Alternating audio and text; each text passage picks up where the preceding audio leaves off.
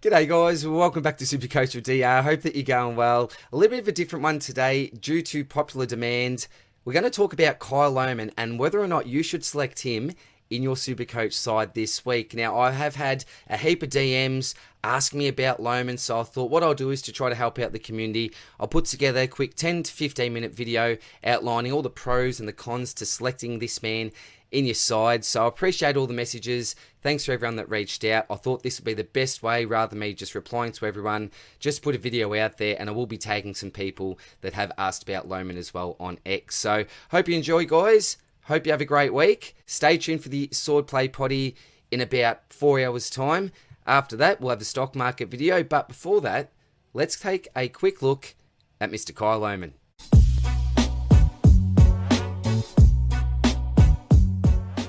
Alrighty, so before we take a little bit of a deeper dive into some of his numbers, we'll take a quick look back. He was selected with pick 20 in the 2021 National Draft. I remember at the time there were some people that thought that was a little bit of a reach, and it may have been, but I went to a draft function that Lions hosted a couple of weeks later, and they did mention they'd heard a little bit of talk that teams with some picks directly behind them were also interested in Lohman, so they decided to snap him up just in case he went after that. 20 years of age, 12 career games to date. This is the issue though, 8 out of 12, two-thirds if we do the maths, two-thirds of your games have been sub-affected. So already we do see a big red flag there, and I was absolutely sure, I'd locked it in that he'd request a trade back to Victoria last year. Just wasn't getting a game at the time, multiple clubs interested, but really glad that he decided to stay on because I view him as our future Link McCarthy replacement. So all in all, really glad to have him on the list. I think he's got a bit of a bright future, but let's talk about him as a Supercoach selection. Now, why are people interested in the pick? Obviously, he comes at a pretty affordable price, but we do need to keep in mind that last week was a week of highs. So before his 88, which was a career best against the Roos, he had scores of 33 against Carlton, 17 against Freo, and 18 against Collingwood. So that's certainly something that we need to keep in mind. But look, this is pretty positive reading. Career highs for disposals with 18, goals with 2, time on ground, and this is something that's going to be super important when we're looking at this pick with 81%. And obviously his Supercoach score was a career high of 88. So if we're looking at this game from last week in isolation, I really liked it. Obviously playing that forward role did push up the ground a little bit, but if you look at his heat map, most of his damage was done up forward. It's not a great role for Supercoach, but at the same time, if we see numbers like this, he will more than do his job. Now, we'll take a look at some numbers in a sec, which are some interesting reading, but I think before that, we'll take a look at some of the positives and the negatives to Kyle Omen as a player, in my humble opinion anyway. So we'll start off with the positives, with the big tick there. Pace. Nice and quick. He did run the 4th fastest Vic Combine 100 metres in his draft year. So do like his pace, do like his athleticism as well. Got some really nice athletic ability. He's agile, got a really good leap, so nice vertical jump. That's why he's also good above his head as well as below his knees. And I think that's where the comparison comes in with Link McCarthy. You often see him leading up, even taking a bit of a mark, floating across the pack or in a pack at times, but also there for the crumb, really good below his knees and a clever type of player as well. And probably the thing that maybe McCarthy would lack that Lohman, I think, really has in spades is that X-Factor type ability. Can do some special type things. But then we do see a few things under the cross here as well. Number one is disposal efficiency. When we take a look at numbers on the next slide, you'll be able to see why that's a bit of a cross for me, a bit of a red flag. We'll talk about that in a little bit. I think some of his decision making at times can be off. Again, it comes back to playing 12 senior AFL games and 8 of those being sub. All these crosses, I'm sure that he can certainly work on when he's actually given the opportunity to show what he can actually do at the top level.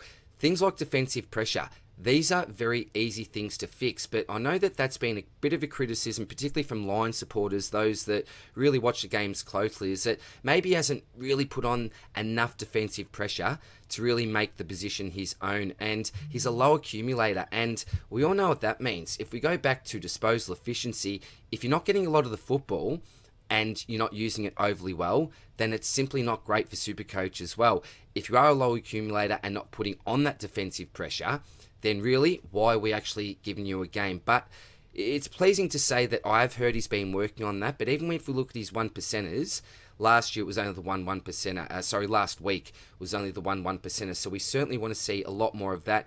In regards to his accumulation, even looking back, I think, to his Colts days, his best ever was one 20-plus disposal game, and I think that was against Gippsland. So even as a junior, he's never had a history of finding a lot of the football. And this is the really obvious one here, which we've already talked about at great length, is the fact that he's a sub-risk each and every week.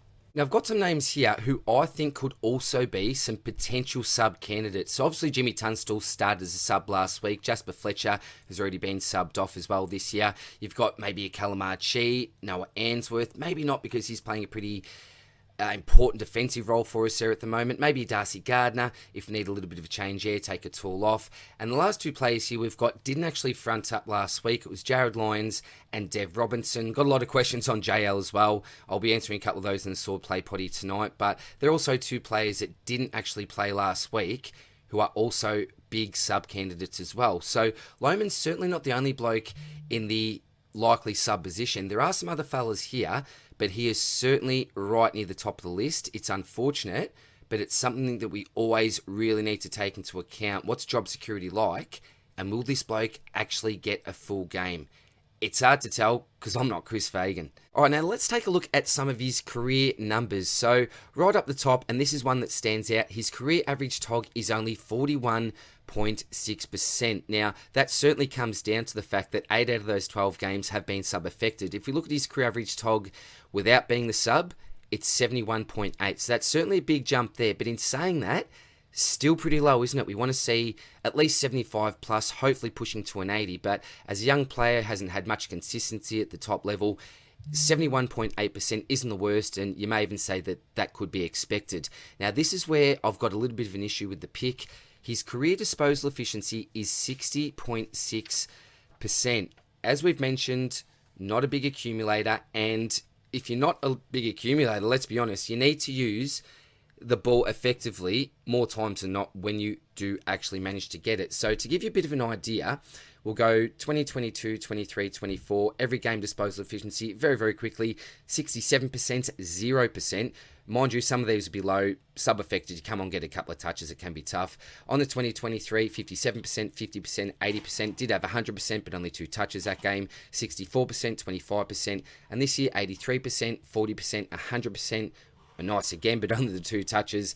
And then last week, 61.1%. So that is a little bit of a negative for me. He really does need to work on that side of his game. And if you look at his career Supercoach average, which is non-sub affected, it's actually 62.8. So he had 66% TOG for a score of 44, 69% TOG for 57, 71% TOG for a score of 62. And then last week, as we already looked at his career highs, career high TOG, 81%, and probably no surprise, that led to a career high score of 88. So just thought I'd throw some of those numbers out there as the sub, as the non-sub, to give you a bit of an idea. Now, when we're looking at projections, if you look at Supercoach Gold, they'll give you some projections, but at times you may think they're unrealistic or they're not really realistic. But what I've done is I've called on one of my good mates, and he's going to help us out with some price projections. Now, very quickly, if you look down the bottom, and this may be a little bit hard to see on the screen, but I'll read it out for you anyway.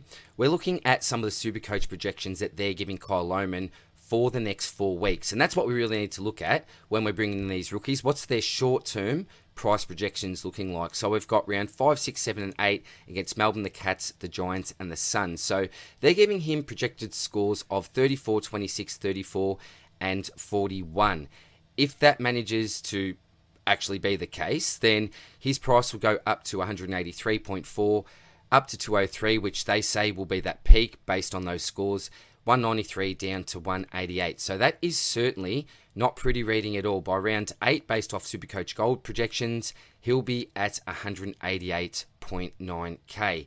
Now, this is where this absolute legend comes into it. My baby goose, as I call him, Nathan Scoble, aka Scobie Bryant, Scobie at the SC Hub. Make sure you check out those legends at the SC Hub. Do some great stuff there. But ask and you shall receive. I sent my man a message and said, look, mate, can you give me a bit of a projection for Kyle Lohman scoring at the 60 mark? Now, why am I saying scoring at the 60 mark? Remember back to those career averages when he's the non-sub, and we're hoping if we're selecting him that he'll be non-sub affected. We never know this, but let's just say that he is.